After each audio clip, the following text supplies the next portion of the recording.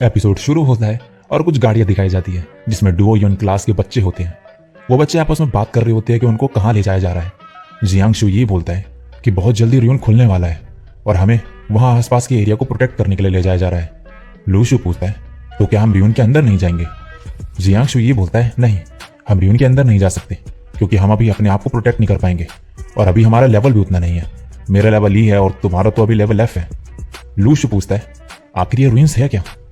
जियांगशु ये बोलता है कि वो श्योर नहीं है लेकिन माना जाता है कि ये रूइंस एलियन सिविलाइजेशन ने अर्थ पे छोड़े हैं और ये एक अदर वर्ल्डली स्पेस है जो कि चेंजेस की वजह से अपीयर हुए हैं और इन रियून को पाने के लिए बहुत सारे मास्टर्स आपस में लड़ते भी हैं। जियांगशु आगे बताता है कि इन रियून्स में हब्स, मैजिक टूल्स और सबसे इंपॉर्टेंट एक फॉर्मेशन आई भी है और अगर कोई भी ये फॉर्मेशन आई को ले लेगा तो ये रियून अपने आप डिसअपीयर हो जाएगा। जियांगशु आगे कंटिन्यू करते हुए बोलता है कि हमारी कंट्री में अभी तक केवल एक ही रियून खुला है। बहुत समय पहले बाहर की कंट्री के लोगों ने इस रियून को पाने के लिए लेवल बी के लोगों को बॉर्डर पे खड़ा करा था और लेवल सी और डी के लोग अंदर घुस गए थे, जिसकी वजह से हमारी कंट्री के लोगों को प्रॉब्लम हुई। लेकिन एंड में हमारी कंट्री फॉर्मेशन आई जीत गई थी और मैंने एक स्वॉर्ड के बारे में सुना हेवनली नेटवर्क में। लूशु बोलता है इसका मतलब लेवल बी के लोग बहुत स्ट्रांग होते हैं, तभी नेटवर्क उन पर ज्यादा फोकस करता है और उन्हीं की वजह से लेवल सी और डी के लोगों के लिए बॉर्डर के अंदर आना आसान रहा होगा। तभी बच्चे आपस में बोलते हैं कि इन लोगों ने हमसे सीक्रेट्स को रखे हुए हैं, ये लोग एटलीस्ट हमें कुछ क्लूज या टेक्निक्स ही सिखा देते हैं जिससे हम स्ट्रांग बन जाएं। तभी लूशु बोलता है उसे तो अपनी स्ट्रेंथ बढ़ाने के लिए बस क्लास लीडर से आर्म रेसलिंग करने की जरूरत है। ये सुनकर ली चिढ़ जाता है और लूशु को पॉइंट्स मिल जाते हैं। कुछ ही देर में सभी बच्चे कैंप में पहुंच जाते हैं। सभी बच्चे लाइन से खड़े हुए होते हैं। जीफ ये बोलता है ये ऑपरेशन कॉन्फिडेंशियल है और तुम लोग को इससे दूर रखने के बजाय हम तुम्हें इसमें इन्वॉल्व कर रहे हैं ताकि तुम इस एक्सपीरियंस से कुछ सीख सको। लेकिन तुम में से अगर किसी ने भी प्लान को लीक करा तो उसको डिसमिस नहीं बल्कि कोर्ट मार्शल करा जाएगा। फिर सीन शिफ्ट हो जाता है और सभी बच्चों को खाना खाने को बोला जाता है। लूशु अपने खाने की प्लेट लेके जा ही रहा होता है कि ल्यूली उसको रोक देता है और बोलता है कि आज तो तुम प्लेट भर के खाना ले जा रहे हो, ये खाना जरूर तुम्हारे घर से बेटर ही होगा, तभी तुम इतना सारा ले जा रहे हो। लूशु कुछ नहीं बोलता और वहां से चले जाता है। सभी बच्चे जमीन में बैठ के खाना खा रहे होते हैं। तभी एक आदमी अपना खाने की प्लेट लेके आता है और बोलने लगता है कि यहाँ पे कितने सारे लोग हैं और यहाँ तो कोई बेंच भी नहीं है बैठने के लिए।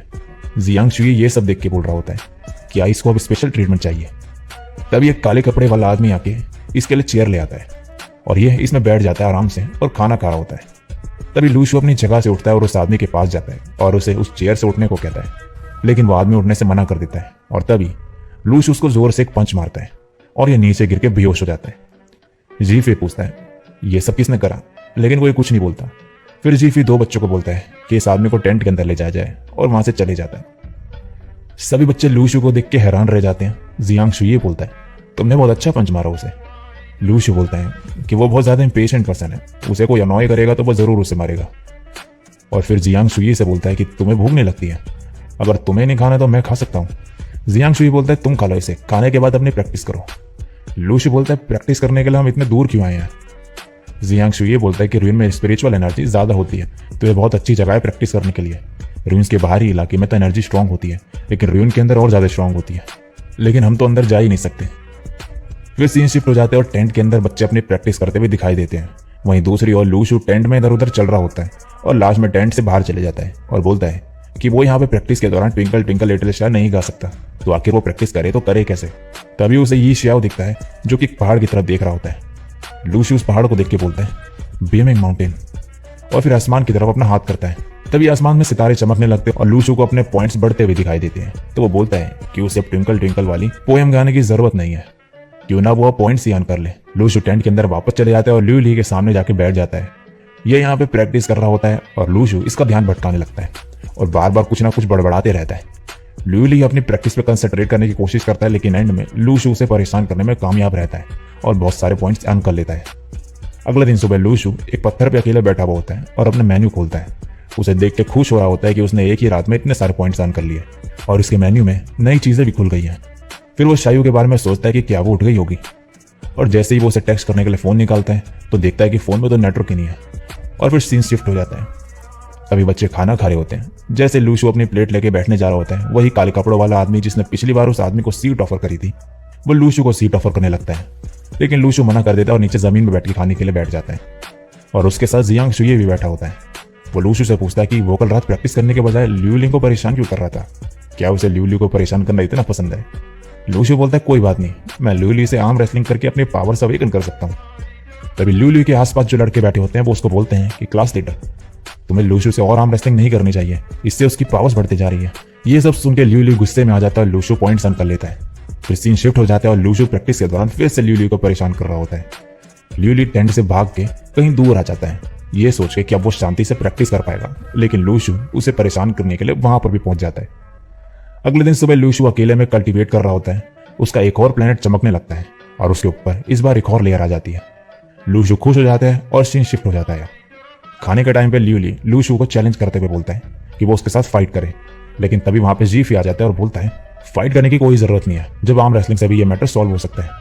आर्म रेसलिंग का मैच देखने के लिए सभी बच्चे इकट्ठे हो जाते हैं और जैसे मैच शुरू होता है लूशु ल्यूली को आसानी से हरा देता है फिर जीफी भी लूशु के साथ आर्म रेसलिंग करता है और लूशु जीत जाता है। जीफी बोलता है तुम तो इसमें बहुत अच्छे हो, तुम्हारा फ्यूचर बहुत अच्छा होगा, लेकिन लूशु बोलता है कि ये सब तो ल्यूली की वजह से है, वही मेरे लिए एक रियल ब्लेसिंग है।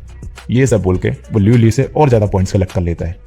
अब नेक्स्ट सीन में लूशु पहाड़ के आसपास धुंध को देख के जियांग शुई से पूछता है कि अचानक से यहाँ पे कोहरा कैसे आ गया। जियांग शुई बोलता है कि एक पोर्टल है और आगे कंटिन्यू करते हुए बोलता है कि अगर किसी को वो फॉर्मेशन आई मिल जाएगी तो रूइन डिसअपीयर हो जाएगा, पर अगर आई नहीं मिली तो सभी लोग इस धुंध में ट्रैप्ड रह जाएंगे। तभी सायरन बजने लगता है और ये शाओ सभी बच्चों को अंदर जाने को कहता है, लेकिन कुछ ही देर में वहां वो धुंध चारों तरफ फैल जाती है और लूशु भी उसमें खो जाता है। नेक्स्ट दिन में लूशु एक सुनसान जगह पे पहुंचता है और बोलता है कि उसने ये जगह कभी नहीं देखी है, वो आखिर कहां पर आ गया है। तभी उसकी तरफ एक कुल्हाड़ी आती है, लेकिन लूशु इससे बच जाता है। लूशु फिर पीछे मुड़ता है तो देखता है कि उसके पीछे एक ज़ॉम्बी है। वो ज़ॉम्बी लूशु पे अपनी कुल्हाड़ी से लगातार वार करने लगता है, लेकिन लूशु बार बार बच जाता है।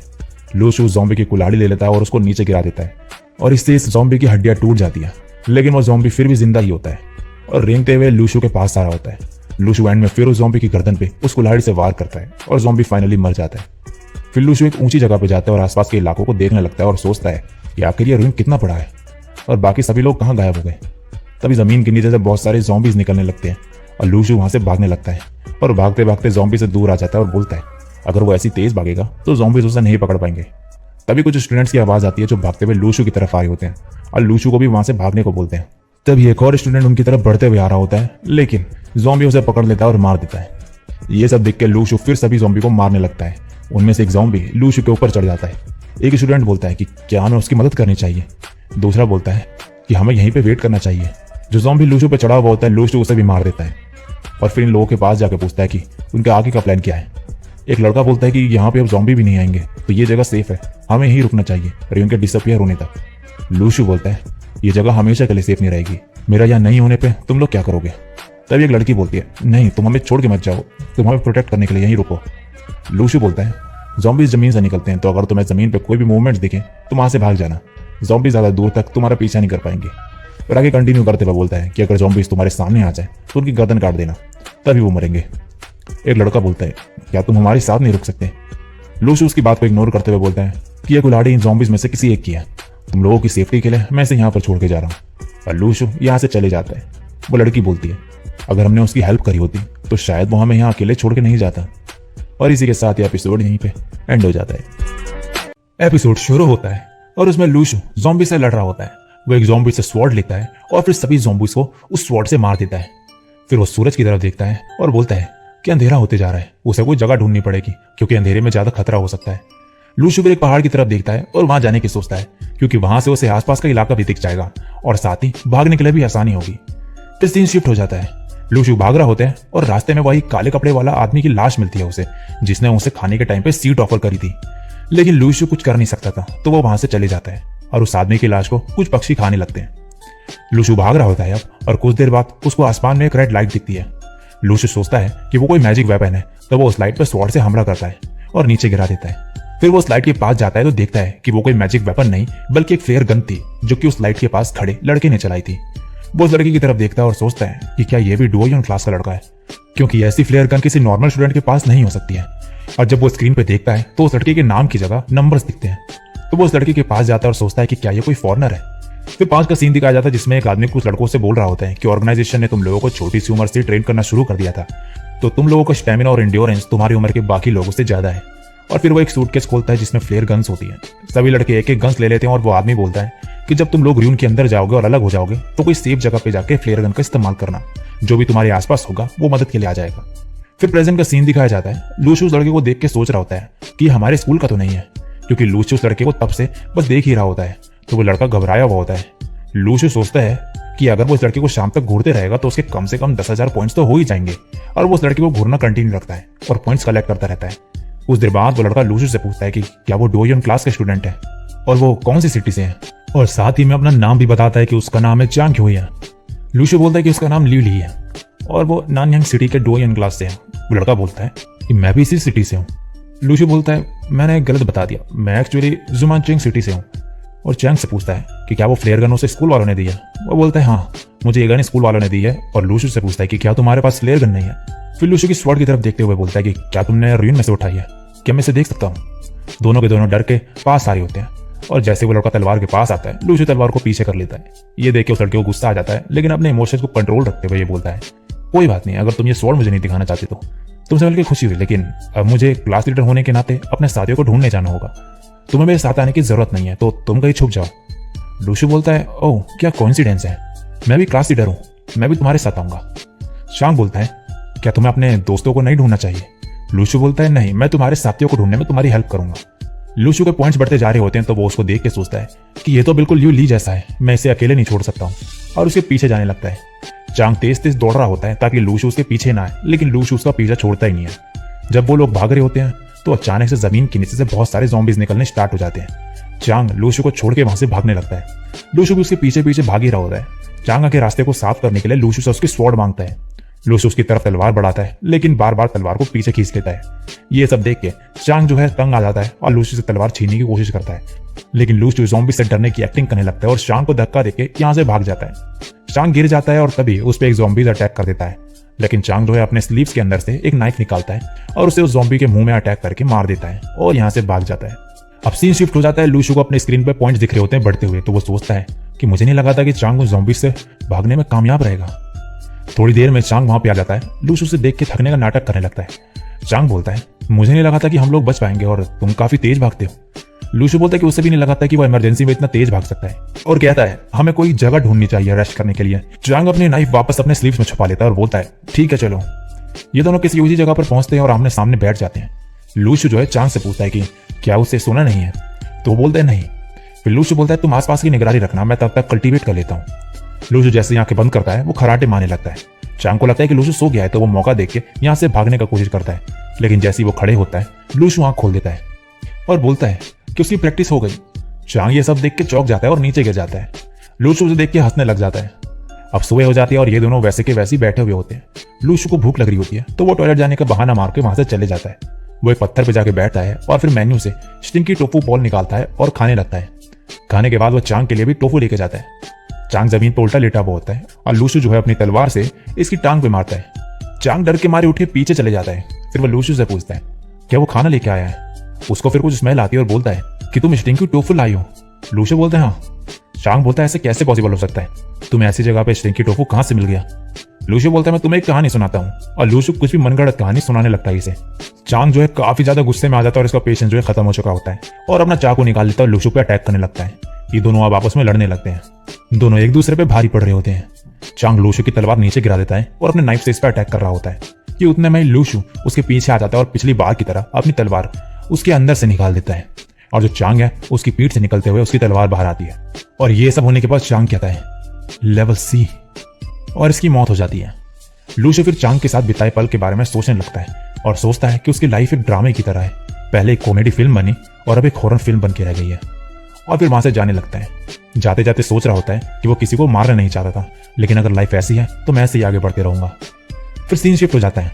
लूशु एक जंगल पे पहुंचता है और उसे वहां पे जमीन में कुछ खाए हुए सेब दिखते हैं। वो फिर ऊपर पेड़ की तरफ देखता है और उसे पेड़ पे बहुत सारे सेब लगे हुए दिखते हैं। वो पेड़ पे चढ़ता है और जैसे एक सेब तोड़ के खाता है तभी वहां पे कुछ गिलहरी आ जाती है और चिल्लाने लगती है उस पे। लूशु को पॉइंट्स मिल रहे होते हैं। लूशु और ज्यादा सेब तोड़ने लगता है अब और सोचता है कि क्या गिलहरी के पास इतनी इंटेलिजेंस होती है कि वो नेगेटिव इमोशंस भी जनरेट कर सकती है। थोड़ी देर में वो गिलहरी उस पर पत्थरों से हमला करने लगती है, क्योंकि वो पत्थर बहुत छोटे थे तो लूशु ज्यादा हर्ट नहीं हो रहा होता है। वो पेड़ से नीचे कूद जाता है। तभी वहां पे गिलहरियों का लीडर आ जाता है जो कि एक बड़ा सा पत्थर लूशु की तरफ फेंकता है, लेकिन लूशु यहाँ से बच जाता है और भाग जाता है। भागते भागते वो एक सेब खाता है और बोलता है ये फल तो अच्छे हैं, इससे मेरी प्यास भी बुझ गई है और साथ ही इससे मेरी थकान भी मिट गई। भागते भागते अंधेरा हो जाता है, लूशु एक नदी के किनारे पहुंचता और यहाँ पे पानी पीता है और अपना मुंह भी धोता है और बैठ के फल खाने लगता है जो कि वो अपनी जैकेट में बांध के लाया था। खाते खाते वो सोचता है कि आखिर ये रूइन कितनी बड़ी है, क्योंकि वो सुबह से भाग ही रहा होता है लेकिन उसे अभी तक कोई इंसान नहीं दिखा। उसे लगता है कि रूइन अपने आप में एक अलग दुनिया है और फिर सोच रहा होता है कि फॉर्मेशन आई जरूर कहीं रूइन के बीच में होगी और वो रूइन के सेंटर की ओर जाने की सोचता है। जैसे ही वो जा रहा होता है वहां पे कुछ वुल्फ्स आ जाते हैं और उस पर हमला करने लगते हैं। लूशु जैसे तैसे उन पर हमला करके उनसे दूर हो जाता है और देखता है कि उसके सामने और भी ज्यादा वुल्फ्स आ चुके हैं। वो उनको तलवार दिखाता है और उनको चकमा देके भागने लगता है। सभी वुल्फ्स लूशु के पीछे भागने लगते हैं। भागते हुए लूशु को अपनी स्क्रीन पे दिखता है कि उसको पॉइंट्स मिल रहे हैं और वो सोचता है कि क्या वुल्फ्स भी इतने स्मार्ट होते हैं जिनके इमोशन से पॉइंट्स मिल रहे हैं। भागते भागते लूशु उसी जगह पे आ जाता है जहां से उसने फल तोड़े थे। वुल्फ्स उसके पीछे भागे रहते हैं और साथ ही में गिलहरी भी उसके ऊपर हमला करने लगते हैं। लूशु जैसे तैसे वहां से भागने लगता है तभी एक वुल्फ जो है लूशु पे हमला कर देता है। लूशु के हाथ में उसे चोट लग जाती है और बहुत सारा खून बहने लगता है। लूशु मेनू से एक फ्रूट खाता है लेकिन उससे कोई भी फर्क नहीं पड़ता। लूशु फिर सोचता है कि उसे शायू के पास जाना है जिंदा और तेज तेज भागने लगता है लेकिन वो वुल्फ्स उसका पीछा नहीं छोड़ते। भागते भागते लूशु के जूते भी फट जाते हैं। वो उन जूतों को उन वुल्फ्स की तरफ फेंक देता है और रियलाइज करता है कि वो जूते के बिना और तेज दौड़ पा रहा है और सोचता है कि वो स्वॉर्ड प्रैक्टिस करने की वजह से और ज्यादा स्ट्रांग हो चुका है शायद। लूशु बहुत तेज भागने लगता है और उन वुल्फ्स से पीछे छुड़ा लेता है और उसे वही बच्चों को ग्रुप दिखता है जिनको वो कुल्हाड़ी देके छोड़ के चला गया था। वो लोग लूशु से पूछते हैं कि क्या वो कोई हेल्प लेके आया है और एक लड़का पूछता है कि क्या यहाँ पर वो अकेला है। लूशु बोलता है हाँ मैं अकेला ही आया हूँ। सभी लोग फिर से आपस में बात कर रहे होते हैं कि अकेला था और फिर भी इतने सारे स्केलेटन से बच गया और नहीं इसको कोई चोट लगी है, आखिर ये कितना ज्यादा स्ट्रांग है। लूशु उससे पूछता है कि उन लोगों ने कब से कुछ नहीं खाया। एक लड़की बोलते है कि उन लोगों ने 3 दिन से कुछ नहीं खाया। वो तो अच्छा हुआ कि ग्रुप में से कोई पानी लेके आया था वरना हम मर जाते हैं, लेकिन अब तो वो पानी भी नहीं बचा है। फिर लूशु से बोलती है कि क्या वो उनको प्रोटेक्ट करने के लिए यहाँ रुक नहीं सकता। लूशु बोलता है कि वो सिर्फ आज रात के लिए रुकेगा। सभी लोग फिर बैठ जाते हैं और नेक्स्ट दिन पे लूशु एक पत्थर के ऊपर बैठा होता है और अकेले अकेले फ्रूट खा रहा होता है। सभी लोग उसको देख रहे होते हैं। लूशु बोलता है कि वो ये फ्रूट जिस जगह से वो आया है वहां से लेके आया है। अगर तुम लोग तेज चल के वहां जाओगे तो शायद तुम 2 दिन में वहां पर पहुंच जाओगे, लेकिन हाँ वुल्फ्स का ध्यान रखना। एक लड़का कहता है तुम्हें यह फ्रूट्स हमारे साथ शेयर करना चाहिए। लूशु उस लड़के को वही कहानी सुनाने लगता है जो उसने चांग को सुनाई थी। ये सब सुनकर उस लड़के का दिमाग खराब हो जाता है और वो नीचे गिर जाता है। लूशु उस लड़के से कुल्हाड़ी ले लेता है और सभी लोग ये देख के घबरा जाते हैं। लूशु उससे पूछता है क्या तुम्हें कुल्हाड़ी चाहिए या फिर तलवार। वो लड़का कहता है कि उसे कुल्हाड़ी चाहिए। लूशु बोलता है ये मेरी है और वो कुल्हाड़ी और तलवार दोनों लेके यहाँ से चले जाता है और फिर सोचता है कि वो फॉर्मेशन आई ढूंढ लेगा तो फिर शायू के सामने अपनी बढ़ाई कर पाएगा। लास्ट में दिखाया जाता है कि लूशु उन स्टूडेंट्स के लिए वहां पे फल छोड़ के गया होता है 2, और इसी के साथ ये एपिसोड यहीं पे एंड हो जाता है। एपिसोड की स्टार्टिंग में दिखाया जाता है कि लूशु अकेले अपने स्वॉर्ड और एक्स के साथ चल रहा होता है और एक जगह पे रुकता है और आसमान की तरफ देख के सोचता है कि पता नहीं शायू कैसी होगी। तभी उसे घोड़े के दौड़ने की आवाजें आने लगती है और उसके सामने घोड़े पे सवार एक ज़ॉम्बी आ जाता है और ज़ॉम्बी भाले से लूशु पे अटैक कर देता है, लेकिन लूशु वो भाला पकड़ लेता है और ज़ॉम्बी को बोलता है कि ये भाला उसे वापस नहीं मिलने वाला है अब। तभी लूशु को पॉइंट्स मिलने लगते हैं और उसे पता लगता है कि ज़ॉम्बी में भी इमोशंस है। लूशु ज़ॉम्बी से वो भाला छीन लेता है और ज़ॉम्बी को नीचे गिरा देता है। तभी वहां पे और भी ज्यादा घोड़े पे सवार ज़ॉम्बीज आ जाते हैं जो कि लूशु के पीछे भागने लगते हैं। लूशु एक चट्टान के ऊपर चढ़ने लगता है। तभी ज़ॉम्बीज का लीडर उनको इशारा करता है और सभी ज़ॉम्बीज लूशु की तरफ तीर फेंकने लगते हैं। लूशु को एक भी तीर नहीं लगता है और वो छुप जाता है। ज़ॉम्बीज थोड़ी देर उस चट्टान की तरफ देखते हैं लेकिन उन्हें कोई भी नहीं दिखता तो वो वहां से चले जाते हैं। अब सीन शिफ्ट हो जाता है जिसमें सभी लोग होते हैं डुओ युन क्लास के स्टूडेंट्स के साथ। वो लोग किसी ऊंची जगह पे ज़ॉम्बीज पर नजर रख रहे होते हैं। जो आदमी दूरबीन से ज़ॉम्बीज को देख रहा होता है वो बोलता है कि नीचे 9 ज़ॉम्बीज है।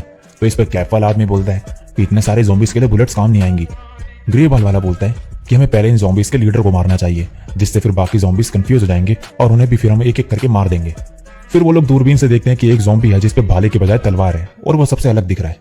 ये वही ज़ॉम्बी होता है जिसका भाला लूशु ने लिया होता है, लेकिन ये लोग उसे लीडर समझ लेते हैं और ग्रे बाल वाला स्नाइपर को बोलता है कि वो उस पर निशाना लगाए। तभी एक मेंबर बोलता है कि उसे कुछ गड़बड़ लग रही है, शायद वो लीडर नहीं है, क्या पता उसने अपना भाला खो दिया हो। फिर ग्रे बाल वाला लेकिन स्नाइपर को पोजीशन लेने को बोलता है और फिर वो स्नाइपर ज़ॉम्बी पे निशाना लगाता है और उस ज़ॉम्बी को गोली मारता है। सभी लोग खुश हो जाते हैं कि उन्होंने ज़ॉम्बी के लीडर को मार दिया, लेकिन ज़ॉम्बी का लीडर तो कोई और ही होता है और वो लीडर बाकी ज़ॉम्बीज को इशारा करता है और सभी ज़ॉम्बीज मिलकर उनकी तरफ तीर फेंकने लगते हैं। सभी लोग अपनी जान बचा के जैसे तैसे वहां से भाग जाते हैं। फिर ये लोग दूसरी जगह पे दिखाए जाते हैं। जो दूरबीन वाला आदमी होता है वो बोलता है कि हमने इनके लीडर को मार दिया पर फिर भी ये लोग कंफ्यूज नहीं हुए। ग्रे बाल वाला बोलता है शायद हमने गलत को मार दिया। वो आदमी बोलता है अगर वो लीडर नहीं था तो उस पर अलग वेपन क्यों था। तो ग्रे बाल वाला कहता है शायद सच में उसने अपना भाला खो दिया होगा। एक स्टूडेंट कहता है देखो वहां दूसरी तरफ कुछ छुपा हुआ है। सभी उस डायरेक्शन में देखते और वहां पे लूशु होता है, लेकिन उन सबको पता नहीं होता कि वो लूशु है। ग्रे बाल वाला बोलता है कि ये तो डुओ युन क्लास का स्टूडेंट होगा, हमें उसे बचाना होगा।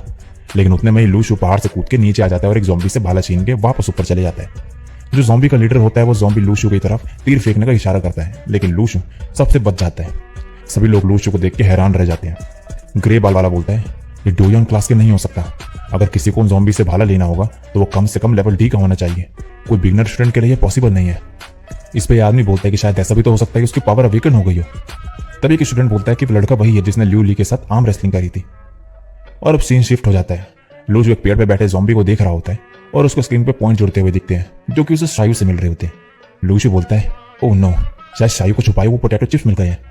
फिर पास्ट का सीन दिखाया जाता है जिसमें बच्चे हाइड एंड सीक खेल रहे होते हैं। कोई भी लूशु को नहीं ढूंढ पा रहा होता है क्योंकि वो पेड़ में छुपा हुआ होता है। कुछ ही देर में अंधेरा हो जाता है पर किसी को भी लूशु नहीं मिलता।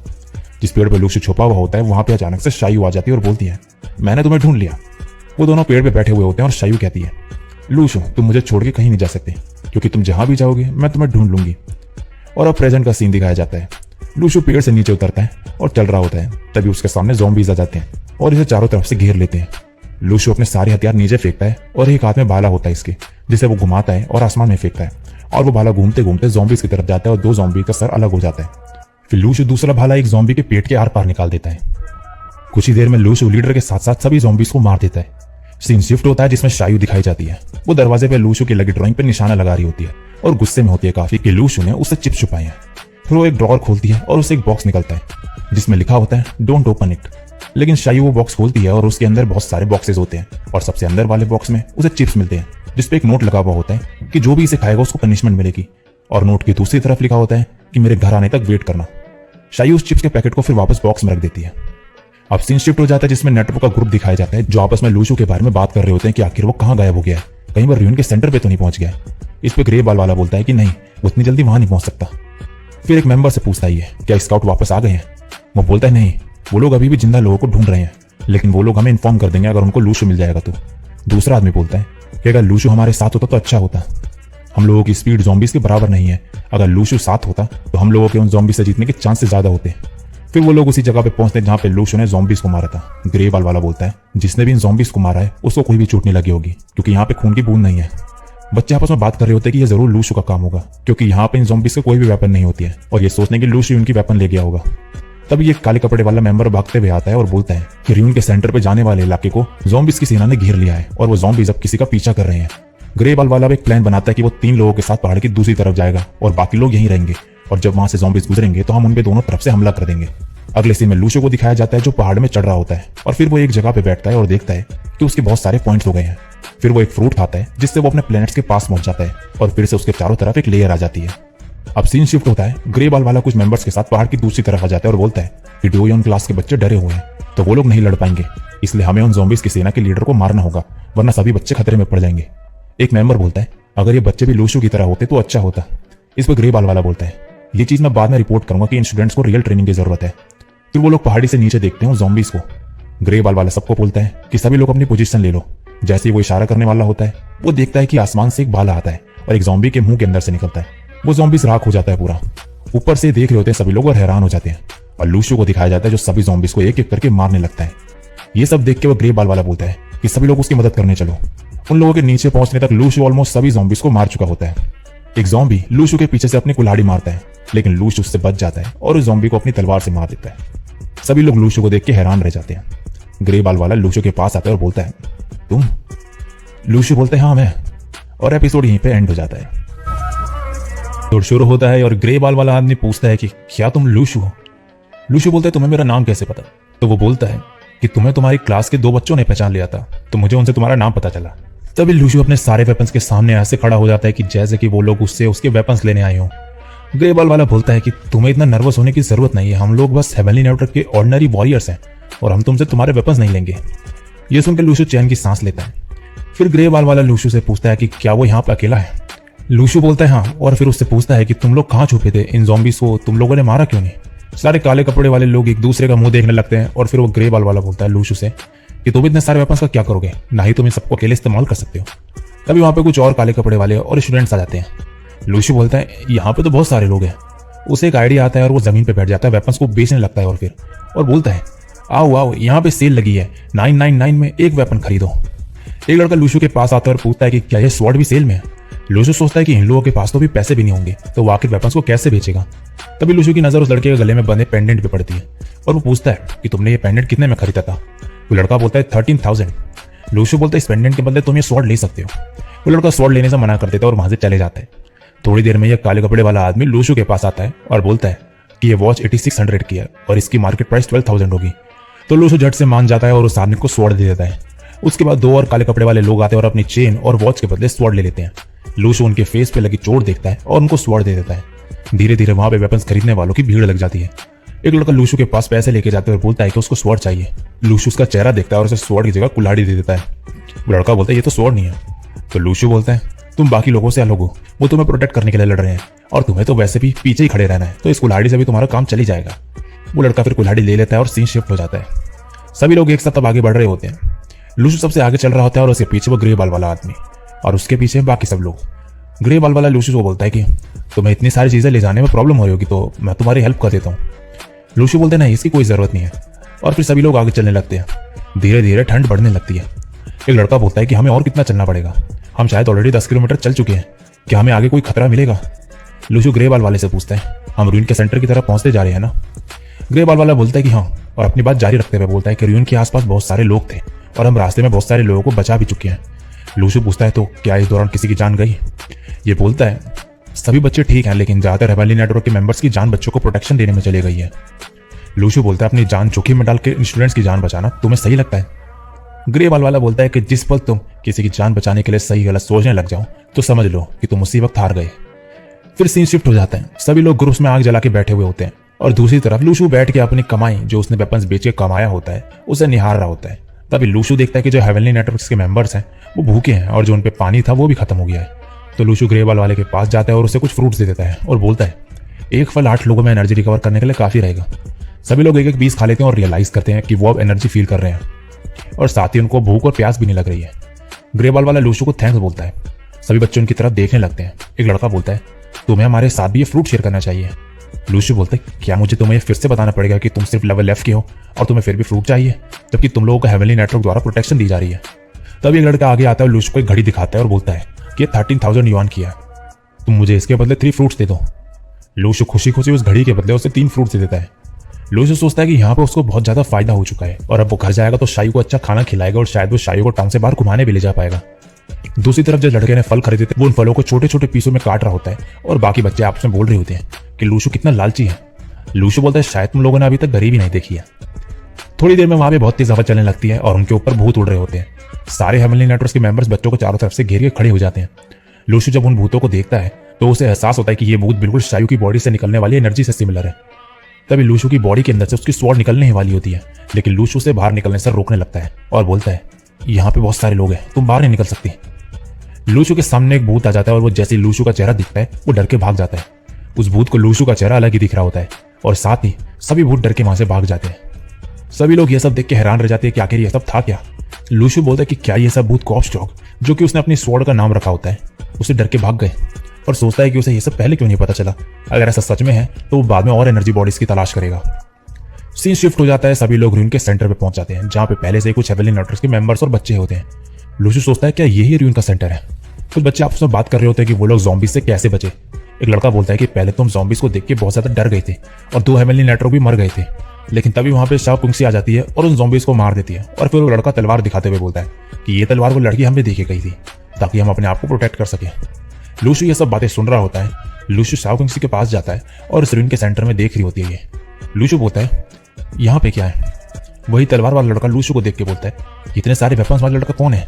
लूशु जैसे उस लड़के की बातें सुनता है तो वो फिर से पिछली बार की तरह अपने वेपन्स बेचने के लिए बैठ जाता है। वहां पे उस लड़के आते हैं और एक लड़का बोलता है वो मास्टर कहाँ है जिसने अकेले उन ज़ॉम्बीज के लीडर को मार दिया। और लूशु से अपने आप को इंट्रोड्यूस करने को बोलता है, लेकिन लूशु वेपन्स बेचने की बात करने लग जाता है। वो लड़का बोलता है उसे नहीं चाहिए। लूशु बोलता है अगर तुम ये वेपन्स खरीदोगे तो तुम्हें इससे ट्रेनिंग में भी हेल्प मिलेगी क्योंकि ये रूइन के वेपन्स है। ये सुनते ही वहां पे बच्चों की भीड़ लग जाती है उन वेपन्स को खरीदने के लिए। तभी एक लड़का उस भीड़ के बीच में जाता है और लूशु से बोलता है कि उसका हेवनली नेटवर्क के मास्टर बुला रहे हैं। लूशु वहां पे पहुंचता है जहां पे उसे बुलाया गया था। सभी लोग उसे देख के हैरान रह जाते हैं क्योंकि उसके हाथ में इतने सारे ब्रेसलेट्स, घड़ी और गले में चेन्स वगैरह होती है। जी फिर लूशु को एक आदमी से इंट्रोड्यूस करवाता है। वो आदमी बोलता है मेरा नाम जोंग यूटांग है और मैं लेवल C का हूँ। मैं फिलहाल के लिए यहाँ पे लीडर हूँ। वहां पे शाओ कुंगसी पहले से खड़ी होती है, तो वो लूशु और शाओ कुंगसी को बोलता है कि मैंने तुम दोनों के बारे में सुना है कि तुम दोनों बहुत ताकतवर हो। मैं आशा करता हूँ कि तुम लोग मेरे इंस्ट्रक्शंस को फॉलो करोगे। और लूशु को बोलता है कि तुम भाला बहुत अच्छे से चलाते हो, तो अब जितने भी भाले तुम पे बचे हैं उनको बेचना मत। लूशु बोलते हैं हाँ मैं नहीं बेचूंगा। फिर सीन शिफ्ट हो जाता है और वो लोग रुइन के सेंटर के पास होते हैं। तभी ज़ांग युटांग अपने अंदर से लूशु की तरह एक स्वॉर्ड निकालता है और उस स्वॉर्ड को उस गड्ढे में भेजता है। इसी बीच ज़ीफी लूशु को बताता है कि ऐसे स्वॉर्ड का इस्तेमाल सिर्फ लेवल सी के लोग कर सकते हैं।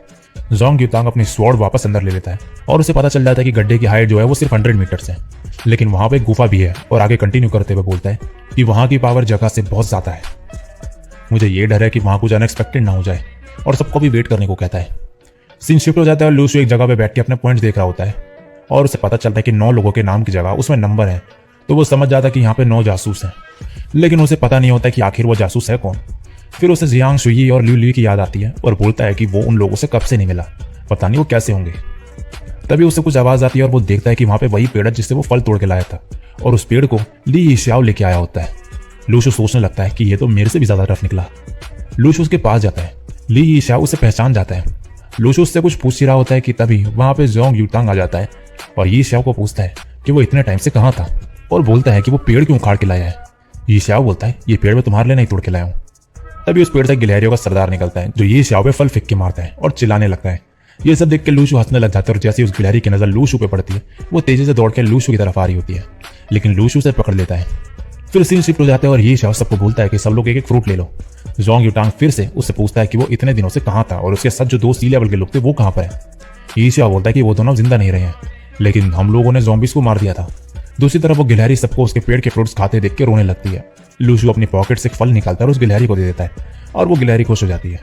तभी वहां पे जियांग शुई आ जाता है और लूशु को बोलता है कि तुम्हें सही सलामत देख के खुशी हुई। लूशु बोलता है क्या तुम्हें बाहर कोई खतरा नहीं मिला। जियांग शुई बोलता है नहीं, मैंने अकेले ही 4 ज़ॉम्बीज को मारा बाहर, ये बहुत अच्छी बात है ना। फिर जियांग शुई की नजर लूशु के जेवरों पे पड़ते हैं और वो बोलता है कि ये क्या है। लूशु बोलता है ये शानदार है ना। जियांग शुई बोलता है तुम महान हो। फिर लूशु जियांग शुई को एक भाला दे देता है।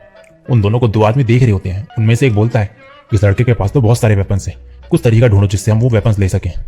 एक आदमी लूशु पे जाता है और बोलता है कि वो उसे एक भाला दे दे और सब लोग जब यहाँ से बाहर निकल जाएंगे तो वो उसे 50,000 युआन देगा। लूशु बोलता है इसकी क्या गारंटी है कि तुम बाहर निकल के मुझे पैसे दे दोगे। वो आदमी बोलता है मैं डी लेवल का हूँ और तुम मुझ पर डाउट कर रहे हो कि तुम्हें पैसे नहीं दूंगा। लूशु को कुछ पॉइंट्स मिलते तो वो देखता है कि उसमें पर्सन का नाम की जगह नंबर्स हैं, तो लूशु समझ जाता है कि यह आदमी जासूस है। लूशु उसको बोलता है कि उसे डर है कि वो बाद में उसे पैसे नहीं देगा, तो वो आदमी वहां से गुस्से में चले जाता है। सीन शिफ्ट होता है और हेवनली नेटवर्क्स के मेंबर्स एक ग्रुप में खड़े होते हैं। ज़ोंग युतांग यीशाओ को बता रहा होता है कि उसने उस होल की गहराई पता कर ली है जो कि 100 मीटर्स है। यीशाओ बोलता है हाँ मुझे पता है, और फिर सबको बोलता है कि रात हो गई है तो सब सो जाओ, कल हम रूइन के अंदर जाएंगे और सभी लोग मेरे इंस्ट्रक्शंस फॉलो करना, मैं गारंटी देता हूँ कि हम सक्सेसफुल होंगे। ज़ोंग युतांग बोलता है कि हमें कुछ प्लान बना लेना चाहिए। यीशाओ बोलता है तुम मुझे यहाँ नीचा दिखाने की कोशिश कर रहे हो ना। सीन शिफ्ट हो जाता है और सभी लोग सो रहे होते हैं। लूशु अपने पॉइंट्स देख रहा होता है तो वो देखता है कि शायू से उसको बहुत सारे पॉइंट्स मिले हैं, तो वो डर जाता है कि घर जाके उसकी खैर नहीं। दूसरी तरफ सभी लोग सो रहे होते हैं। जितने भी जासूस होते हैं वो लोग एक जगह इकट्ठे हो जाते हैं और एक एक करके रूइन के अंदर जाने लगते हैं। जो लास्ट वाला बचता है वो जैसे अंदर जाने वाला होता है लूशु उसे खींच लेता है और बोलता है क्या तुम फॉर्मेशन आई लेने जा रहे हो। ये आदमी घबरा जाता है। लूशु बोलता है चलो एक डील करते हैं, नीचे हमें जो भी मिलेगा उसमें से 70% मेरा और 30% तुम्हारा। वो आदमी बोलते हैं हाँ ठीक है, तुम अपने साथी को भी बुला के ले आओ। लूशु बोलते हैं हाँ मैं उसे बुलाने ही वाला था। जैसे ही लूशु जाता है वो आदमी फिर से रूइन में कूद जाता है, लेकिन लूशु उसे फिर से पीछे से पकड़ लेता है। जो बाकी का जासूस होते हैं उनको पता चल जाता है कि उनका एक मेंबर मिसिंग है, लेकिन वो आगे बढ़ने का फैसला करते हैं। वहीं दूसरी तरफ ऊपर वो आदमी गुस्से में होता है और लूशु पे हमला करता है, लेकिन लूशु बच जाता है और तभी वो आदमी लूशु पे पेपर बॉम्ब फेंकता है और इसी के साथ ये एपिसोड यहीं पे एंड हो जाता है। तो लास्ट एपिसोड में जैसे कि हमने देखा था कि वो जासूस होता है जो वो लूशु की तरफ पेपर बॉम्ब फेंकता है। इस एपिसोड में दिखाया जाता है कि लूशु उस जगह पे था ही नहीं जहां पे पेपर बॉम्ब फेंका गया था। वो स्पाई फिर से लूशु पे हमला करने के लिए तैयार रहता है कि उतने में ही लूशु जोर जोर से चिल्लाते हुए बोलने लगता है कि तुम यहाँ पे खड़े क्या कर रहे हो, क्या तुम अकेले इन्फॉर्मेशन लेना चाहते हो। सब लोग लूशु की आवाज सुन के जाग जाते हैं और जैसे यीशाओ के कान में ये बातें पहुंचती है वो उस जासूस को उसी वक्त खत्म कर देता है। फिर यीशाओ सबको बोलता है कि मैंने तुम लोगों को इसलिए आज आराम करने को कहा था ताकि वो जासूस हमसे पहले मौका देख के फॉर्मेशन लेने चले जाए। ग्रेबाल वाला खुश होकर बोलता है कि अच्छा ये सब प्लान तुमने पहले ही बना लिया था। लूशु यीशाओ को बोलता है कि क्या हमें इस जासूस को जिंदा नहीं रखना चाहिए था ताकि हम इससे कुछ सवाल कर पाते। यीशाओ वहां से चले जाता है और ज़ोंग युतांग को बोलता है कि वो लूशू और शाओ कुंगसी के अलावा बाकी सभी बच्चों के साथ यहीं पर रुके और उनको प्रोटेक्ट करे और देखे कि नेटवर्क में से कौन मिसिंग है। जोंग युटांग बोलता है हाँ ठीक है, और यी शाओ से बोलता है कि मैं बस एक चीज सोच रहा हूँ कि तुम आगे से जो भी प्लान बनाओगे मुझे बताओगे, है ना। यी शाओ उसकी तरफ देखता है और आंख मारता है और वहां से चले जाता है। फिर सीन शिफ्ट हो जाता है और दिखाया जाता है कि सभी हेवनली नेटवर्क्स के मेंबर्स और बाकी लोग लाइन से खड़े हुए होते हैं। उसमें लूशू और शाओ कुंगसी भी होते हैं। जोंग युटांग सबको बोलता है ये बहुत मुश्किल सफर है, सभी लोग अपनी जान बचाने की कोशिश करना और फॉर्मेशन आई के बारे में सोचना कि वो हमारे लिए कितनी इंपॉर्टेंट है। और आगे कंटिन्यू करते बोलता है कि यी शाओ तुम सब लोगों से बहुत ताकतवर है, कभी कभार वो अपनी हद पार कर देता है, लेकिन तुम लोगों को उसकी तरह नहीं करना है, तुम लोग सावधानी से कोई भी एक्शन लेना। सीन शिफ्ट होता है, लूशू अपने जेवरों को निहार रहा होता है। यी शाओ उसके पास जाता है और बोलता है तुम इतनी सारी घड़ी पहन के थक गए होगे। लूशू बोलता है नहीं। यी शाओ बोलता है तो फिर ये चेन ही मुझे दे दो, मैं तुम्हारा बोझ थोड़ा कम कर देता हूँ। लूशू उसकी तरफ घूर के देखता है तो यी शाओ चुप हो जाता है। फिर थोड़ी देर में वो बोलता है चलो एक डील करते हैं। लूशू बोलता है कैसी डील। यी शाओ बोलता है तुमने तो अभी से रुइन में इतनी सारी कमाई कर ली है, फ्यूचर में तो और भी ज्यादा रुइन्स खोलेंगे, तब सोचो तुम्हें कितना फायदा होगा। लेकिन एक डुओ युआन क्लास के स्टूडेंट रुइन में एंटर नहीं कर सकता है, लेकिन मैं ली ही शाओ कोई भी रुइन में एंटर कर सकता है। लूशू सोचता है कि ये बस मेरी कमाई से जेलस हो रहा है। यी शाओ बोलता है तो क्या तुम ये डील करना चाहोगे, इसमें 90% मेरा और 10% तुम्हारा। लूशू बोलता है क्यों ना हम 50-50 करें। यी शाओ मना कर देता है और बोलता है तुम मेरे बिना रुइन्स में नहीं जा पाओगे। लूशू बोलता है मैंने ऑलरेडी बहुत कमा लिया है और मैं ज्यादा रिस्क क्यों लूं। यी शाओ बोलता है चलो ठीक है हम 50-50 कर लेते हैं। और फिर बोलता है अब तो हम पार्टनर्स हैं ना, तो क्या एक गोल्ड चैन में ले सकता हूँ। लूशू मना करके वहां से चले जाते हैं। सीन शिफ्ट होता है और सभी लोग रुइन्स में जाने के लिए रेडी होते हैं। एक लड़की अपनी पावर से रुइन्स में जाने के लिए सीढ़ियां बना देती है। सभी लोग उन सीढ़ियों से रुइन के अंदर जा रहे होते हैं। लूशू सोचता है कि उसे तो लगा था रुइन के अंदर अंधेरा होगा, लेकिन यहाँ तो लाइट्स है। तभी वहां पे बहुत तेज आवाज आती है और अचानक से लूशू के सीने में एक लाइट चमकने लगती है। सभी लोग फिर आगे बढ़ने लगते हैं। उन लोगों को वो सारे जासूस दिखते हैं जो कि एक गोला बना के बैठे हुए होते हैं। एक जासूस उनके बीच में बैठा होता है। यी शाओ एक जासूस को हिला के देखता है और वो नीचे गिर जाता है। यी शाओ बोलता है इन लोगों ने खुद को मारने के लिए अपने मैजिक का इस्तेमाल किया होगा, ये लोग मर चुके हैं, इन लोगों को यहीं छोड़ दो। और वो लोग फिर आगे बढ़ने लगते हैं। उनके सामने गुफा होती है जो खुद ब खुद खुल जाती है और जैसे ही सभी लोग उसमें एंटर करते हैं वैसे ही वो गुफा बंद हो जाती है। थोड़ी देर में वहां पे बहुत सारे भूत आ जाते हैं। यी शाओ अपनी पावर से बहुत सारे भूतों को मार देता है, लेकिन वहां पे और भी बहुत सारे होते हैं। एक भूत जीफी पे अटैक कर देता है, लेकिन वो अपने हाथ से उसे हमला करने से रोक देता है। फिर वो उसको एक पंच मार के खत्म कर देता है और फिर बाकी सभी लोगों को बोलता है कि ये सब ज्यादा ताकतवर नहीं है, ये लोग बस नंबर्स में ज्यादा है। तो फिर सभी लोग उन भूतों पर हमला करने लगते हैं। एक भूत लूशू के पास आता है। लूशू के अंदर से एक लाइट चमकती है और वो भूत वहां से डर के भाग जाता है। लूशू सोचता है कि क्या मैं इतना ताकतवर हूँ कि ये मेरे से डर के भाग गया। लूशू को ये देख के गुस्सा आ रहा होता है कि उस पर कोई भी भूत अटैक नहीं कर रहा है, लेकिन बाकी सब पे अटैक कर रहे हैं। एक भूत जीफी पे अटैक करने वाला होता है। जीफी कुछ करता है उससे पहले लूशू उसके पीछे से आकर उस भूत को मार देता है और फिर भूतों को मारने लगता है। जीफी ये सब देख के हैरान रह जाता है। थोड़ी देर में जिन भूतों को लूशू मार रहा था वो उसकी बॉडी में एब्जॉर्ब हो जाते हैं। लूशू सोचता है कि क्या उसकी कॉप्स डॉग ने इन भूतों को स्वेलो कर लिया है। फिर लूशू और भूतों के पीछे पड़ जाता है और वो भूत उससे डर के भाग रहे होते हैं, लेकिन लूशू फिर भी उनके पीछे जाके उनको मारने लगता है। ये सब देख के ग्रेवाल वाला बोलता है कि ये लेवल डी का होके भी मेरे से ज्यादा स्ट्रॉन्ग कैसे है। तभी वहां पे एक आदमी के मुंह से खून निकलने लगता है और सब लोग उसकी तरफ देखते हैं। वहां पे उस आदमी के पीछे वही जासूस होता है जो कि उस गोले में सबसे बीच में बैठा था। लूशू से देख के सोच रहा होता है कि इन लोगों ने जरूर कोई इविल रिचुअल की होगी और इस आदमी ने ऐसा बनने के लिए बाकी जासूसों की एनर्जी एब्जॉर्ब कर ली होगी। यी शाओ को ये सब देख के गुस्सा आता है और वो अपने फुल पावर्स का इस्तेमाल करके सभी भूतों को एक ही झटके में मार देता है। फिर वो ग्रेवाल वाले से पूछता है कि यहाँ पे क्या हो रहा है। ग्रेवाल वाला बोलता है कि वो वही जासूस है जो बीच में बैठा था और उसका नाम जियाओ हैपिंग है और उसका लेवल पहले डी था, लेकिन ये अब एक एनर्जी शेडो बन चुका है और अब ये लेवल सी का हो गया है। शंजी ऑर्गेनाइजेशन की इन्वेस्टिगेशन से हमने पता लगाया है कि ये लोग एंटी पार्टिकल्स एनर्जी की स्टडी कर रहे थे और यह एनर्जी किसी भी पर्सन के मरने के बाद कुछ टाइम तक रहती है, तो वो दूसरों के मरने के बाद उनकी एनर्जी एब्जॉर्ब करके अपनी पावर्स बढ़ा सकते हैं। ईशिया बोलता है तो अब हमें क्या करना चाहिए, क्या हम उस जासूस को मार दें। लूशू सोच रहा होता है कि ये बिल्कुल चायू की एबिलिटी जैसा है, बस फर्क इतना है कि उस जासूस ने अपने आप को एक भूत में बदल लिया है, जबकि चायू सिर्फ एक डेड बीइंग की एनर्जी एक टाइम पे एब्जॉर्ब कर सकती है। तभी लूशू के अंदर लेफ्ट साइड की तरफ लाइट चमक रही होती है। लूशू सोचता है कि उसको चेक करना चाहिए कि उसके लेफ्ट साइड में कोई है कि नहीं, और अपना भाला लेफ्ट साइड में ऐसी हवा में चला देता है, लेकिन वो भाला जियाओ हैपिंग के मुंह पे जाके लगता है और सभी उसकी आवाज सुन के लूशू के पास आ जाते हैं। और ये शाओ लूशू से पूछता है कि उसको जियाओ की डायरेक्शन के बारे में कैसे पता चला। लूशू बोलता है कि मुझे कुछ नहीं पता है, मैंने बस ऐसे उस डायरेक्शन में भाला मार दिया था, लेकिन ये शाओ यकीन नहीं करता है। लूशू बोलता है रुको मैं तुम्हें दिखाता हूँ कि मैं सच बोल रहा हूँ, और फिर वो ये शाओ को कोई भी रैंडम डायरेक्शन में हमला करने को कहता है और ये शाओ ऐसा ही करता है। वो जैसे ही हमला करता है वो सीधे जियाओ को जाके लगता है। लूशू खुद शॉक्ड रह जाता है कि उसका तुक्का इस बार सही निकला और खुद पे प्राउड फील करने लगता है। ये शाओ बोलता है तो मुझे और डायरेक्शंस बताओ। लूशू 2-3 बार कोई भी डायरेक्शन बता देता है, तब जाके सबको यकीन होता है कि लूशू उस स्पाई की प्रेजेंस को सेंस नहीं कर सकता है। तभी सब लोगों की नजर कैसल के दरवाजे की तरफ जाती है, जो कि खुद खुल जाता है और उसमें से ढेर सारे ज़ॉम्बीज निकलने लगते हैं। घोड़े पे सवार उन ज़ॉम्बीज का लीडर, जिसके पास एक बड़ा सा भाला होता है, वो बोलता है, तुम लोगों की मेरे कैसल में घुसने की हिम्मत कैसे हुई, पर अब तुम लोग आ ही गए हो तो कोई बात नहीं। ईशा हंसते हुए बोलता है, अगर तुम हमें यहाँ रुकने की इजाजत दे रही हो तो मुझे ये जानना है कि इस कैसल के अंदर है क्या। और धीरे से बाकी हेमेलिन एंट्रोस को कहता है कि तुम लोग इस पे हमला मत करना, इसे तुम मुझ पे छोड़ दो। और बोलता है कि मुझे लगता है कि जो भाला उस ज़ॉम्बी के हाथ में वही फॉर्मेशन आई है, अगर मैं उसे ज़ॉम्बी से ले लूंगा तो ये रूम डिसअपीयर हो जाएगी। कुछ ही सेकंड में ईशा टेलीपोर्ट होकर ज़ॉम्बीज के लीडर के ऊपर हमला करता है और फिर उन दोनों की लड़ाई होने लगती है। दोनों एक दूसरे को बराबर की टक्कर दे रहे होते हैं। उस दौरान उस ज़ॉम्बी का घोड़ा मर जाता है। फिर ज़ॉम्बीज और हेवनली नेटवर्क्स आपस में लड़ने लगते हैं और लूशु भी अपने भाले से ज़ॉम्बीज को मार रहा होता है कि तभी एक ज़ॉम्बी लूशु के पीछे तीर चला देता है, लेकिन शाओ कुंगशी उसे बचा लेती है और ज़ॉम्बीज को मारने लगती है। एक और ज़ॉम्बी लूशु की तरफ भाग के आ रहा होता है, लेकिन लूशु के सीने में जो लाइट जल रही होती है उसे देख के उल्टे पांव वापस भाग जाता है। लूशु सोचता है कि अब तो मेरे को किसी को मारने की भी जरूरत नहीं है, मैं अपने कॉपस्टॉक की वजह से ताकतवर बन चुका हूँ। बाकी सभी लोग ज़ॉम्बी से लड़ रहे होते हैं। लूशु सोचता है कि क्या पता उसे कैसल के अंदर कुछ कीमती चीज मिल जाए, तो वो उसके अंदर जाने की सोचता है। लूशु कैसल के अंदर चले जाता है, वहां पे कोई भी नहीं होता। लूशु के अंदर से फिर से लाइट चमकती है। लूशु सोचता है कि अभी तो यहाँ पे कोई भी नहीं है, तो फिर कॉपस्टॉक इतना एक्साइटेड क्यों हो रहा है। फिर वो सोचता है कि कहीं जाओ मेरे से रिवेंज लेने की तो नहीं सोच रहा है। फिर लूशु आगे बढ़ने लगता है, वो दरवाजा खोलता है और उसके अंदर एंटर करता है। तभी उसके सामने स्क्रीन आ जाती है जिसमें उसको शायू के पॉइंट्स दिख रहे होते हैं और साथ ही शायू की आवाज भी सुनाई दे रही होती है, जिसमें शायू लूशु पे गुस्सा कर रही होती है कि वो आखिर अभी तक वापस क्यों नहीं आया। लूशु खुश होते हुए बोलता है कि उसे खुशी है कि उसके लिए कोई घर पे वेट कर रहा है। तभी जाओ उस पर पीछे से अटैक करने आ रहा होता है कि उतने में ही लूशु पीछे की तरफ बैंड होता है और उसके अंदर से तलवार निकल के सीधे जाओ को लगती है और वो वहीं पे खत्म हो जाता है। वहीं दूसरी तरफ यी शाओ उस ज़ॉम्बी लीडर से लड़ रहा होता है। लड़ाई के बीच इस बार यी शाओ उस ज़ॉम्बी का भाला पकड़ने में कामयाब रहता है। वो ज़ॉम्बी उसे भाला छोड़ने को कहता है, लेकिन यी शाओ छोड़ता ही नहीं है। उस ज़ॉम्बी को गुस्सा आ जाता है और वो यी शाओ को जोर जोर से घुमाने लगता है, लेकिन यी शाओ भाला छोड़ने का नाम ही नहीं लेता। ये सब देख के वो ग्रे बाल वाला उनको देखते रह जाता है और तभी उसके पीछे एक ज़ॉम्बी उस पर अटैक कर देता है, लेकिन जीफी उस ज़ॉम्बी को मार देता है और ग्रे बाल वाले से पूछता है कि उसको क्या हो गया है। ये अभी भी उन लोगों को घूमते हुए देख रहा होता है और बोलता है ये सीन जाना पहचाना लग रहा है। और सीन शिफ्ट हो जाता है। लूशु को दिखाया जाता है वो सीढ़ियां चढ़ रहा होता है। वहां पे एक दरवाजा होता है जिसमें सिटी सेंटर लिखा होता है। लूशु दरवाजा खोलने से पहले गिलहरी से बोलता है कि बाहर पे उन्हें कोई नहीं मिला तो जरूर इस दरवाजे के अंदर कोई डीमन होगा।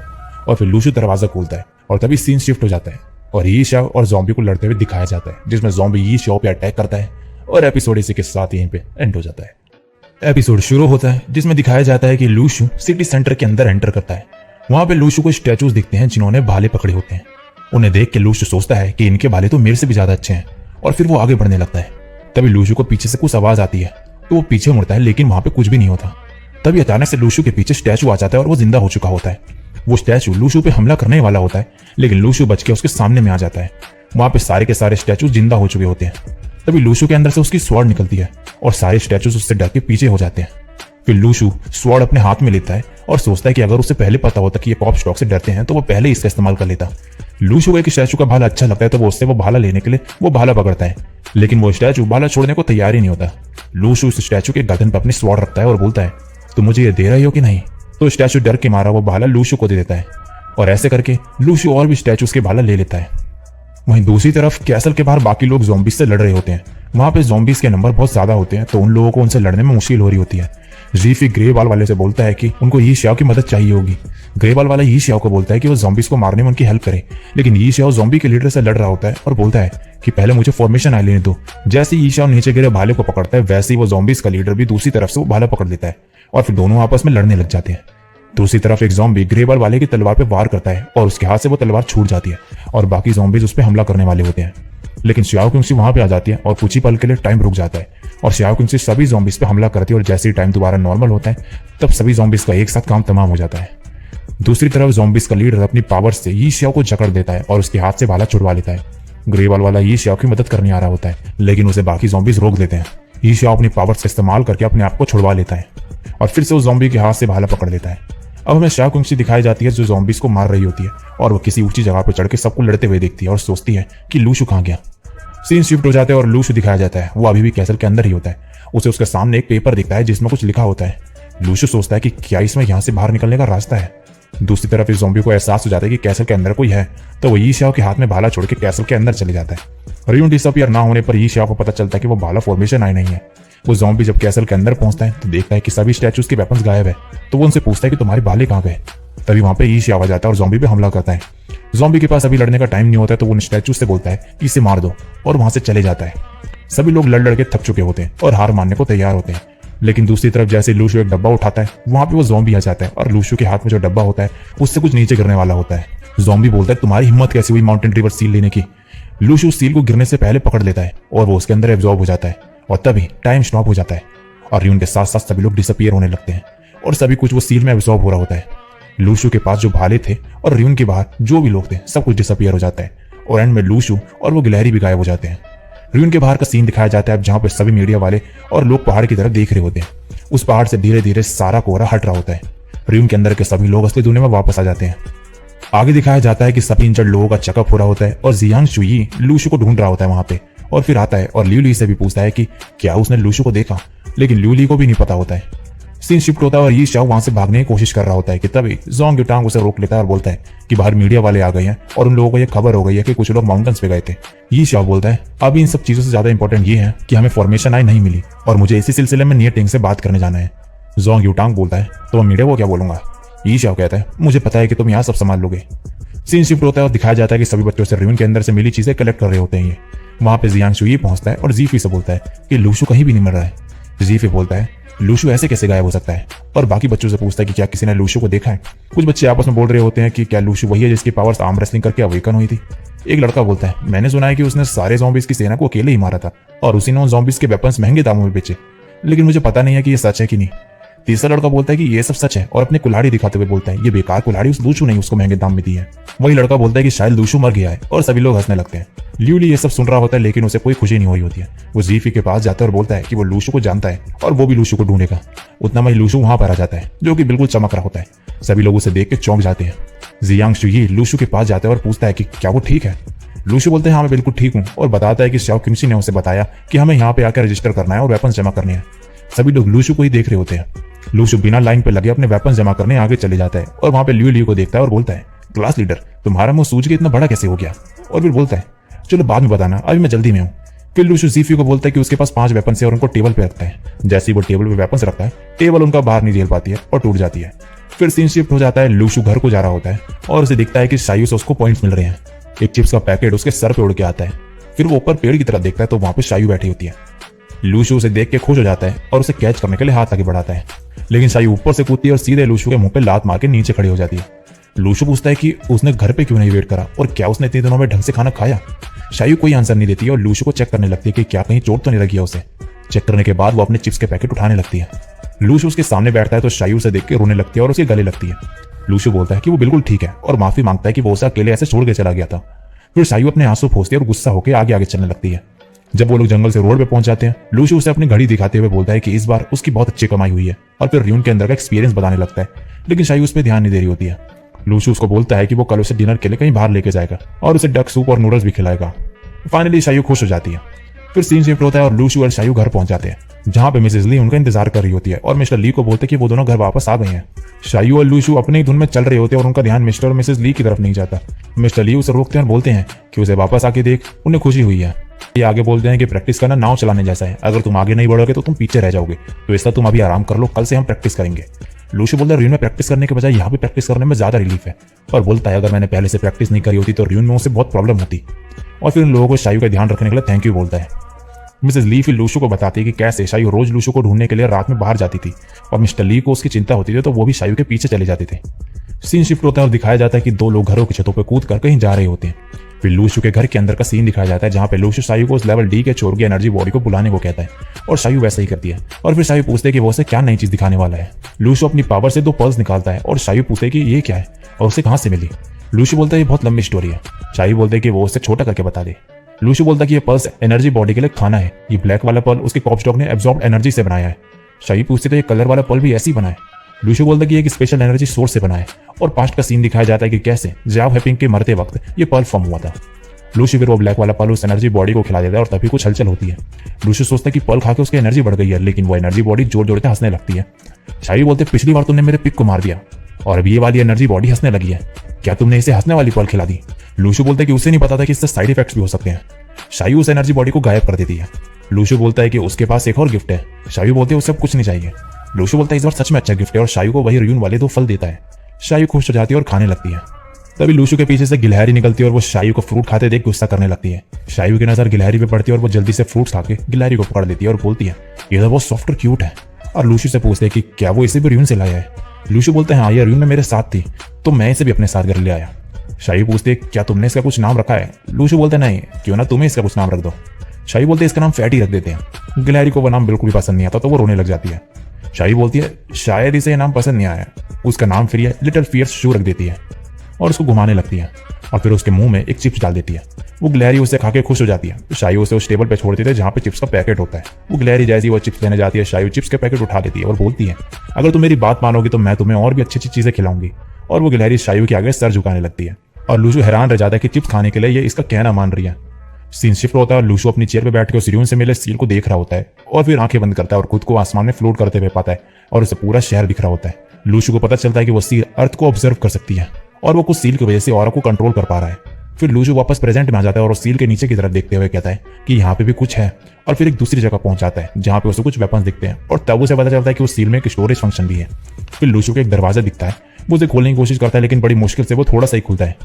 लूशू उसके अंदर झांकता है तो देखता है कि वहां पे वही र्यून वाला कैसल है और सोचता है जैसे कि ये दरवाजा वापस बंद नहीं हुआ है तो वो बाद में कभी जब ज्यादा स्ट्रांग हो जाएगा तब इस दरवाजे को खोल देगा। तभी लूशू को शायू की आवाज आती है, वो लूशू को जगा रही होती है। लूशू जागता है और बोलता है कि उसके पास कुछ है। शायू उसे गले लगा लेती है। लूशू बोलता है कि वो ठीक है और वो बस दूसरे डायमेंशन में चले गया था। शायू बोलते हैं कि उसने सोचा कि वो फिर से उसे छोड़ के चले गया। लूशू बोलता है कि वो कहीं भी नहीं जा रहा है और वो कल उसे बाहर डिनर के लिए लेके जाएगा और कल वो लोग नया फ्रिज और टीवी भी खरीदेंगे। शायू बोलते हैं कि पैसे कहाँ हैं। लूशू सारे जेवरों की तरफ इशारा करते हुए बोलता है कि वो इन पैसों से सामान लेगा और जो बाकी बचेंगे उससे वो कहीं घूमने जाएंगे। फिर सीन शिफ्ट होता है और शी जुजिन और नियतिंग को दिखाया जाता है जो कि आपस में बात कर रहे होते हैं कि फॉर्मेशन आए शायद स्पाई ने ले लिया है लेकिन अभी तक ये बात कंफर्म नहीं हुई है। शी जुजिन बोलता है कि यी शाओ ने र्यून में बस उस ज़ॉम्बी के लीडर को चिल्लाते हुए सुना कि तुम्हारी हिम्मत कैसे हुई उस सील को लेने की। नियतिंग बोलता है कि वो माउंटेन और रिवर सील अर्थ की ऑरा को जगा देती है, इसलिए मैंने अपने आदमियों को सिटी में भेज दिया है, अगर उनको कुछ गड़बड़ लगे तो वो हमें बता देंगे। शी जुजिन बोलता है कि ली शाओ और डुओयन क्लास के बच्चों की परफॉर्मेंस अच्छी नहीं रही है। नियतिंग बोलता है कि उन लोगों को अब उनकी टीचिंग का मेथड चेंज करना पड़ेगा। शी जुजिन फिर बताता है कि जोंग युटांग की इन्फॉर्मेशन के हिसाब से डुओयन क्लास के 2 बच्चे बहुत अच्छे हैं, उनमें से एक की पावर कुछ टाइम पहले ही अवेक हुई है और बहुत अच्छा लड़ता है वो, लेकिन अभी भी उसका लेवल एवरेज है। लेकिन जो लड़की है उसका लेवल ए है और उसने भी बहुत ज़ॉम्बीज को मारा था, तो हमें उस लड़की पर ध्यान देना चाहिए। नियतिंग बोलता है जैसे कि अब अर्थ का ऑरा वापस आ गया है तो आगे और चल के और भी र्यून अपीयर होंगे। फाउंडेशन, नेटवर्क और बाकी सारी ऑर्गेनाइजेशन सभी लोग वॉर के लिए अटेम्प्ट कर रहे हैं। अब हमें और र्यून ओपन होने का वेट करने की कोई जरूरत नहीं है, अब हेवन और अर्थ के बीच में वॉर होके ही रहेगी। सीन शिफ्ट होता है और शायू आसमान में फायरवर्क्स देख रही होती है। लूशू बोलता है चलो अंदर जाके अपने नए टीवी में कुछ देखते हैं और इसी के साथ ये एपिसोड यहीं पे एंड